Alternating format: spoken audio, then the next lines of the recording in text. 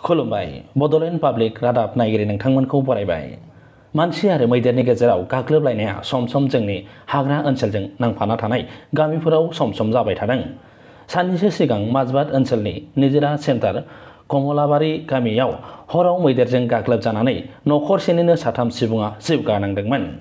बिटिसिनि EM doctor निलुत Swargiary बिथाङा जाथाय जानायनि अखानायैनो थांनानै बिटिसिनि गाहाय मावफुं सोद्रोमा प्रमद बर'नि बिथोन बायदियै बिटिसि सोरखारनिफ्राय सारादु खुंनो थाखाय 50,000 रां अनसुंथाइ होबोदोंमोन।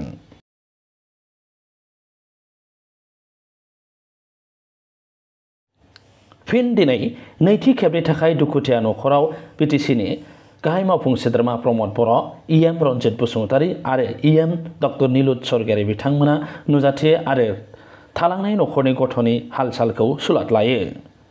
हाग्रा बिफाननि मावख'गिरि आरो एमसिएलए सन्जय स्वर्गियारियाबो दुखुथिया नखराव नुजाथियो।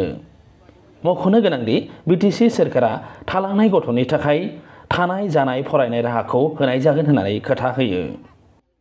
मैदेरजों गाग्लोबजानानै नखरसेनिनो 3 सुबुङा जिउ गोमानाय सुबुंफोरा जादों नबिन बसुमतारी, फिसाय जामिनी बसुमतारी, बिजे आरो हादानसा बसुमतारी 2 बोसोरनि फिसाला।